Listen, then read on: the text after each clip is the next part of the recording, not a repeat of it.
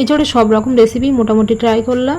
এঁচোড় চিংড়ি, এঁচোড় ডিম, এঁচোড়ের চচ্চড়ি, এঁচোড়ের ঝোল সবই করেছে। এঁচোড়ের কোপ্তা কারিটাই মনে হয় বাকি ছিল, এটাও বানিয়ে নিলাম। খেতে বেশ মজার হয়, তোমরা একবার হলো ট্রাই করে দেখতে পারো এই প্রসেসে। ভালো লাগলে অবশ্যই কিন্তু লাইক কমেন্ট শেয়ার করে আইডিটিকে ফলো করে দিও। আর কোন প্রসেসে বানাচ্ছি পুরোটা দেখতে থাকো, আশা করি সকলের কাছে কম বেশি ভালো লাগবে। এখানে নিয়ে নিয়েছি একটা মিডিয়াম সাইজের এঁচোড়টাকে খুব ভালো করে কিন্তু আমি ছুলে ছোটো ছোটো পিস করে কেটে নিয়েছি। আর এখানে একটা আস্ত আলু আমি নিয়ে নিয়েছি, নিয়ে আলু এটা কিন্তু পুরোটা আমি সিদ্ধ করতে বসিয়ে দেবো। এটা একটা কুকারের মধ্যে দিয়ে দিলাম। পরিমাণ মতো জল আর সামান্য লবণ দিয়ে দিচ্ছি, দিয়ে কিন্তু এটা 2 থেকে 3টে সিটি দিলেই কিন্তু এটা পুরোটাই গলে যাবে। আর এটা গলে গেলে কিন্তু আমি নামিয়ে নেব। নামিয়ে কিন্তু হাতের সাহায্যে কিন্তু এটা আমি খুব ভালো করে কিন্তু এটা ম্যাশ করে নিতে হবে। যেমন করে আলুটা ম্যাশ করা হয় সেইভাবে কিন্তু আমি ম্যাশ করে নিয়েছি। আর এখানে দেখতেই পাচ্ছ খুব ভালো করে কিন্তু ম্যাশ করে নিয়েছি। এখানে দিয়ে দিচ্ছি এই ছোট কাপের 1 কাপ মতো আমি বেসন দিয়ে দিলাম। আর হাফ কাপ মতো চালের গুঁড়ো দিয়ে দিলাম। স্বাদ অনুযায়ী লবণ দিয়ে দিচ্ছি। 1 চা চামচ মতো আদা রসুন পেস্ট দিয়ে দিলাম। আর হাফ চা চামচ হলুদ গুঁড়ো, হাফ চা চামচ জিরা, হাফ চা চামচ ধনিয়া গুঁড়ো, 1 চা চামচ লঙ্কার গুঁড়ো দিয়ে দিলাম। আর গোটা কাঁচা লঙ্কা দিয়ে দিলাম 4 থেকে 5টা মতো কুচি করে রেখেছিলাম, সেটা দিয়ে দিলাম। আর একটু গরম মশলা দিয়ে দিয়েছি। পুরোটাই কিন্তু হাতের সাহায্যে মেখে নিচ্ছি।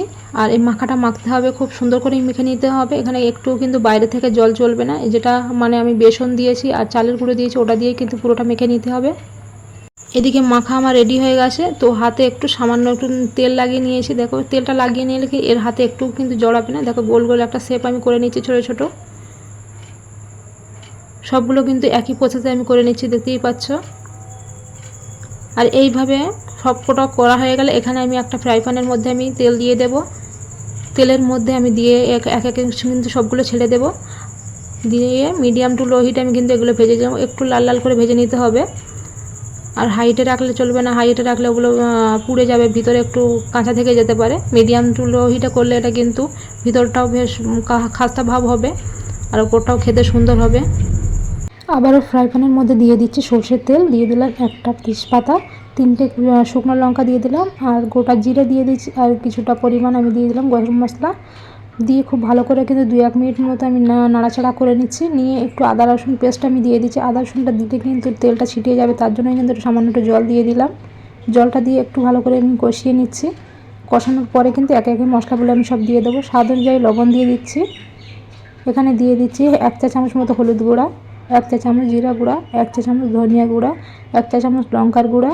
আর এখানে দিয়ে দিলাম 1 চা চামচ গোলমরিচের গুঁড়া। দিয়ে খুব ভালো করে কিন্তু মশলাটা আমি কষিয়ে নেব। 2 থেকে 3 মিনিট মতো কষালেই কিন্তু এর উপর থেকে দেখবে তেলটা ভেসে উঠেছে। এই পর্যায়ে দিয়ে দিচ্ছি 3 থেকে 4টে মতো আমি কাঁচা লঙ্কা দিয়ে দিচ্ছি। ঝালের পরিমাণটা তোমাদের ইচ্ছা মতো তোমরা দিতে পারো। দিয়ে দিলাম সামান্য পরিমাণ জল, দিয়ে আবারও কিন্তু একটু কষিয়ে নেব। মশলাটা কষানো হয়ে এলে এখানে আমি দিয়ে দেবো টক দই। একটা বাটির মিডিয়াম সাইজ বাটিটা ছিল, বাটির 4 ভাগের 1 ভাগ আমি কিন্তু টক দই আগে থেকে ফেটিয়ে রেখেছিলাম, সেটা দিয়ে দিলাম। টক দইটা দিয়ে খুব ভালো করে কষিয়ে কিন্তু এর মধ্যে আমি পর্যাপ্ত জলটা দিয়ে দিচ্ছি। দিয়ে একে একে যে পকোড়াগুলো আমি ভেজে রেখেছিলাম সেগুলো আমি কিন্তু দিয়ে দিলাম। একটা পলক উঠে গেলে কিন্তু এর মধ্যে আমি চিনি দিয়ে দিচ্ছি। সামান্য পরিমাণ চিনিটা দিয়ে দিচ্ছি। চিনিটা দিলে কিন্তু এর ব্যালেন্সটা খুব সুন্দর আসে। আর দিয়ে দিচ্ছি ওপর থেকে কিছুটা পরিমাণ ধনিয়া পাতা কুচি। দিয়ে দিলাম সামান্য পরিমাণ গরম মশলা। গরম মশলাটা দিয়ে তারপরে কিন্তু 1 চা চামচ আমি ঘি দিয়ে দেবো। ঘিটা আমি ফ্লেমটা বন্ধ করি তারপরে ঘিটা দেবো, কারণ ঘিটা দিয়ে ফ্লেমটা বন্ধ করে দিলে কিন্তু এর ফ্লেভারটা খুব সুন্দর আসে। এই পর্যায়ে কিন্তু আমি একটা পাত্রের মধ্যে আমি ঢেলে নিলাম কোপ্তা কারিটা। খেতে কিন্তু বেশ মজার হয়, তোমরা একবার হলেও এই প্রসেসে ট্রাই করে দেখতে পারো বাড়িতে। জাস্ট দারুণ লাগবে খেতে, গরম ভাতের সঙ্গে কোনো কিছুই লাগবে না। এই একটা পদেই কিন্তু প্লেট খালি হয়ে যাবে, এতটুকু বলতে পারি। আর আমার এই রেসিপিটি যদি ভালো লেগে থাকে অবশ্যই কিন্তু লাইক কমেন্ট শেয়ার করে তোমাদের টাইম লাইনে রেখে দিতে পারো, পরে কোনো কাজে আসতে পারে। আর রেসিপিটি কে কোথা থেকে দেখছে অবশ্যই কিন্তু কমেন্টের মাধ্যমে জানাতে ভুলবে না, যাতে করে আমি ধন্যবাদ জানাতে পারি। আর এখানেই শেষ করলাম। সুস্থ থাকবে, ভালো থাকবে, টাটা।